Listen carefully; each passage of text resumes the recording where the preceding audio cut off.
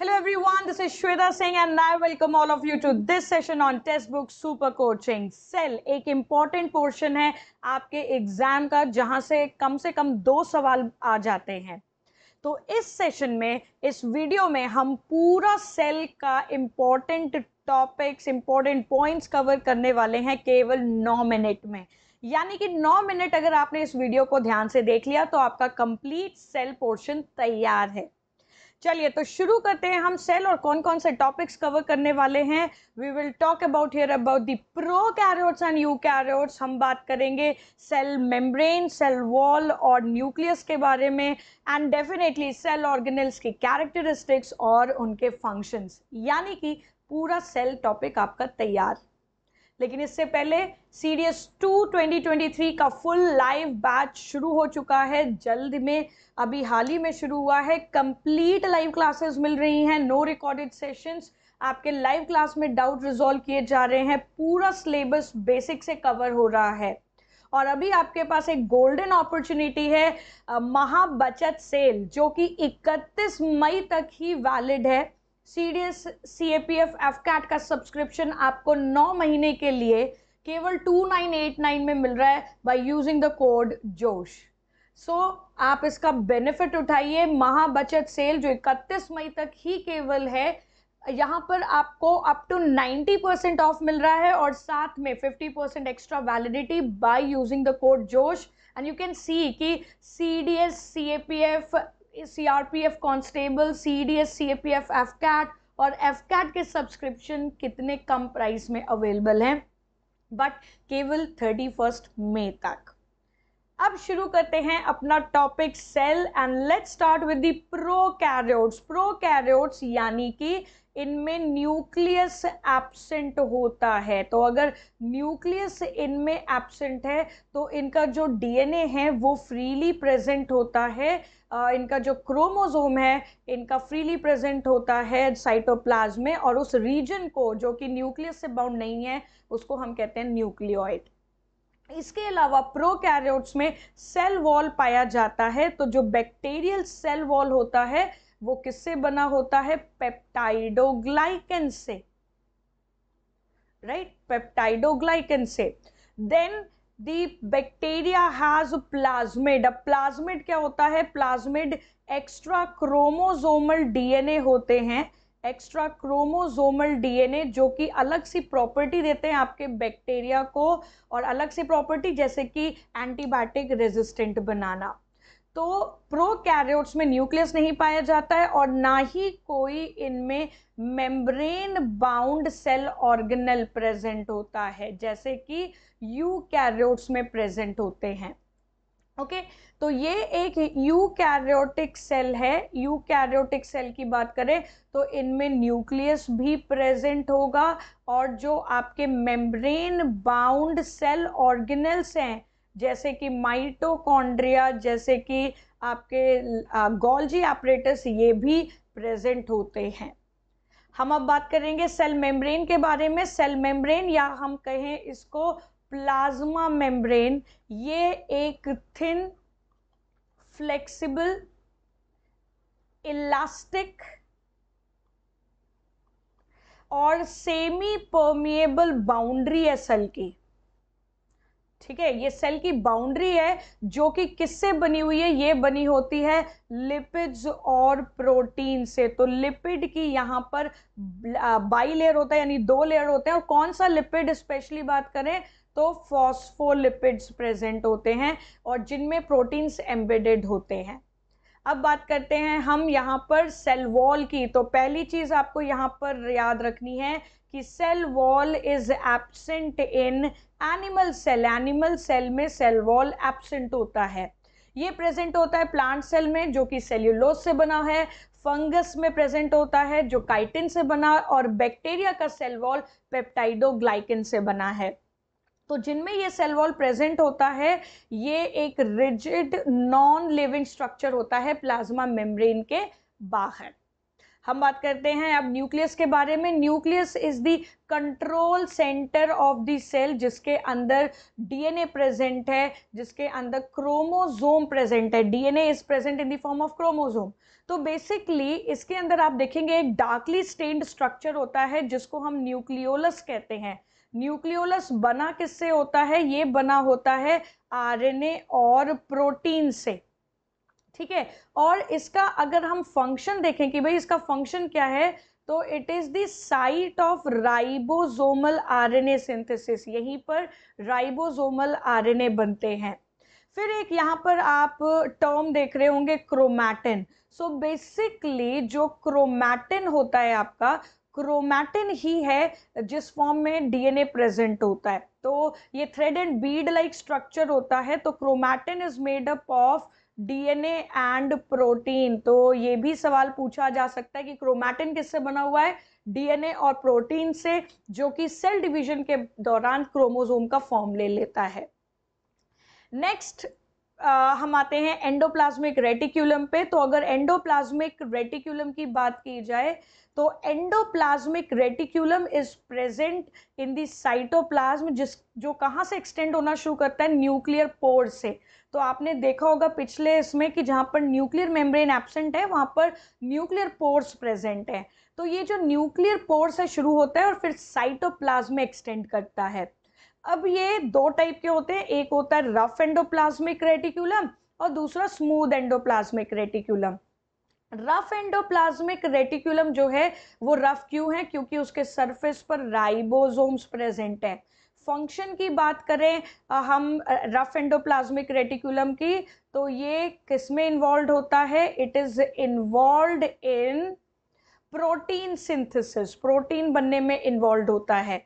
जबकि अगर हम बात कर रहे हैं स्मूथ एंडोप्लाज्मिक रेटिक्यूलम की, तो ये जो स्मूथ एंडोप्लाज्मिक रेटिक्यूलम है, राइट, तो ये इसका फंक्शन क्या है? It is the site of synthesis of क्या क्या बनता है? यहाँ पर लिपिड्स बनते हैं, यहाँ पर बनता है ग्लाइकोजन और यहाँ पर बनते हैं स्टेरॉइड हार्मोन्स, ठीक है। तो ये पॉइंट्स आपको इसके याद रखने हैं। अब हम बात कर रहे हैं गोल्जी एपरेटस की। तो जो गोल्जी एपरेटस होता है उसका नाम गोल्जी एपरेटस क्यों पड़ा? क्योंकि इसको पहली बार कैमिलो गोल्जी ने ढूंढा था। ये जो गोल्जी एपरेटस होता है यहाँ पर होती है पैकेजिंग ऑफ प्रोटीन्स, ठीक है। यहाँ पर प्रोटीन की पैकेजिंग होती है, उसके ऊपर एड्रेस टैग किया जाता है, उसको एक्टिव बनाया जाता है ताकि जाकर वो अपना फंक्शन परफॉर्म कर सके। इसीलिए गोल्जी एपरेटस को हम कहते हैं it is the postman of cell, ठीक है, या आप इसको कहते हैं शिपिंग सेंटर ऑफ सेल, ठीक है। चलिए अगले ऑर्गेनल पे चलें, that is lysosomes. Lysosome is called suicidal bags of cell, क्योंकि जब सेल डैमेज हो जाता है या बूढ़ा हो जाता है तो ये अपने सेल में ही बर्स्ट होके इनके अंदर जो हाइड्रोलाइटिक एंजाइम्स होते हैं उनको स्प्रेड कर देते हैं, जो अपने ही सेल को खत्म कर डालते हैं, डाइजेस्ट कर डालते हैं। तो यहाँ पर एक चीज याद रखनी है कि जो लाइसोसोम्स होते हैं ये कौन बनाता है? They are formed by, right, they are formed by Golgi bodies, ठीक है। और ये जो हाइड्रोलाइटिक एंजाइम्स है जो डाइजेशन परफॉर्म करते हैं, ये कहाँ पे बनते हैं? They are formed in rough endoplasmic reticulum. तो दोनों चीजों को याद रखिएगा। अब बात करते हैं वैक्यूल्स की। तो जब हम वैक्यूल्स की बात करते हैं तो एनिमल सेल में एक से ज्यादा छोटे छोटे वैक्यूल्स और प्लांट्स में एक बड़ा वैक्यूल होता है जो 90% वॉल्यूम ऑक्यूपाई करता है, ठीक है। इसमें एक्सेस वाटर, वेस्ट और न्यूट्रिएंट्स स्टोर होते हैं और ये प्लांट्स में टर्जिडिटी प्रोवाइड करता है, प्लांट सेल को टर्जिड बनाता है। राइबोसोम्स प्रोकैरियोट्स में भी प्रेजेंट है और यूकैरियोट्स में भी प्रेजेंट है। राइबोसोम एक नॉन मेम्ब्रेनस सेल ऑर्गेनल है, ठीक है, नॉन मेम्ब्रेनस सेल ऑर्गेनल जो किससे बना हुआ है? आरएनए और प्रोटीन से बना हुआ है। इसका फंक्शन क्या है? It is the site of protein synthesis, protein synthesis में इन्वॉल्व होता है and therefore it is called protein factory of the cell. इसको हम प्रोटीन फैक्ट्री कहते हैं सेल की। ओके, अब नेक्स्ट पर आते हैं माइटोकॉन्ड्रिया। माइटोकॉन्ड्रिया एक सेमी ऑटोनॉमस सेल ऑर्गेनल है। सेमी ऑटोनॉमस सेल ऑर्गेनल मतलब इसके पास खुद का डीएनए है, खुद का डीएनए है, खुद के राइबोसोम्स आरएनए हैं और ये खुद के प्रोटीन्स बना सकता है। ठीक है, ये खुद के प्रोटीन बना सकता है, तो इसलिए सेमी ऑटोनॉमस सेल ऑर्गेनल है। अगर मैं इसके स्ट्रक्चर की बात करूं तो डबल मेम्ब्रेन सिस्टम है, जिसमें जो अंदर वाली मेम्ब्रेन है वो क्रिस्टी के फॉर्म में इस तरीके से मुड़ी हुई है, इनफोल्डेड है। क्यों? क्योंकि इसको सरफेस एरिया बढ़ाना होता है और सरफेस एरिया बढ़ाने के पीछे कारण है कि एटीपी बनने वाली जो रिएक्शंस होती हैं वो क्रिस्टी के ऊपर होती हैं। ठीक है, तो ज्यादा सरफेस एरिया के लिए। ओके, तो हम इसको कहते हैं power house of the cell, क्योंकि सेल्यूलर रेस्पिरेशन जो होता है वो माइटोकॉन्ड्रिया में होता है, एरोबिक रेस्पिरेशन यानी कि ग्लूकोज का ब्रेकडाउन जिससे कि एटीपी बनता है।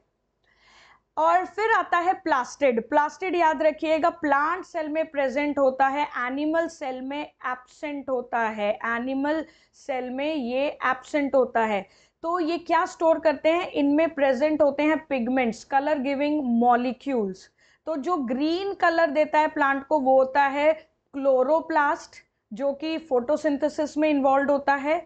और जो आप फ्लावर्स और फ्रूट्स में दूसरे कलर्स देखते हैं वो क्रोमोप्लास्ट के कारण होते हैं। और तीसरा होता है ल्यूकोप्लास्ट, जो कि कलरलेस है। इसका काम होता है न्यूट्रिएंट्स स्टोर करना, जैसे कि स्टार्च हो गया, प्रोटीन हो गया, या फिर आपके फैट ऑयल्स हो गए। ठीक है, तो उसको स्टोर करने का काम होता है ल्यूकोप्लास्ट का। इसमें क्लोरोप्लास्ट इंपॉर्टेंट है बिकॉज क्लोरोप्लास्ट भी सेमी ऑटोनॉमस सेल ऑर्गेनल है। ठीक है, सेमी ऑटोनॉमस सेल ऑर्गेनल है क्योंकि इसके पास भी अपना डीएनए है माइटोकॉन्ड्रिया की तरह, और ये भी अपने प्रोटीन सिंथेसिस खुद कर सकता है। It is called kitchen of the cell क्योंकि यही पर फोटोसिंथेसिस होता है। बिकॉज ये जो आप इसके अंदर मेम्ब्रेन लाइक जो फ्लैट सैक लाइक स्ट्रक्चर देख रहे हैं, उसके अंदर जो खाली जगह ल्यूमेन, उसी में प्रेजेंट होते हैं क्लोरोफिल, जो कि सनलाइट को एब्जॉर्ब करते हैं। और ये जो थैलाकॉइड का ये जो पूरा स्टैक बना है, इसको हम कहते हैं ग्रैनम। तो ये था हमारा आज का सेशन, ये आज की वीडियो जो थी किस पर? सेल पर। तो बहुत जल्दी हमने सारे इंपॉर्टेंट पॉइंट्स जो आपके एग्जाम में आ सकते हैं वो हमने खत्म कर दिए। तो CDS 2 2023 का फुल लाइव बैच शुरू हो चुका है, कंप्लीट लाइव क्लासेस एंड पूरा बेसिक से आपको यहाँ पर सिलेबस कवर हो रहा है। एंड एज आई सेड कि एक आपको बहुत अच्छी अपॉर्चुनिटी मिल रही है एक कम दाम में CDS CAPF FCAT सब्सक्रिप्शन को लेने का। 9 मंथ्स का सब्सक्रिप्शन केवल 2989 में आपको मिल सकता है बाय यूजिंग द कोड जोश, जो कि महाबचत सेल के अंतर्गत आपको ये ऑफर मिल रहा है और ये केवल 31 मई तक ऑफर है। तो आप CDS CAPF CRPF constable, CDS CAPF FCAT combined course या FCAT का इंडिविजुअल सब्सक्रिप्शन ले सकते हैं, वो भी अप टू 90% डिस्काउंट के साथ और 50% एक्स्ट्रा वैलिडिटी के साथ बाय यूजिंग द कोड जोश। तो ऑफर जो है ये केवल 31 मई तक है। Go for it guys. So thank you everyone. Here is the message of the day, लेकिन इससे पहले बोल दूं कि सब्सक्राइब जरूर कर लीजिएगा चैनल को। And the message of the day: you will never always be motivated, so you must learn to be disciplined. Thank you everyone. Take care. Jai Hind.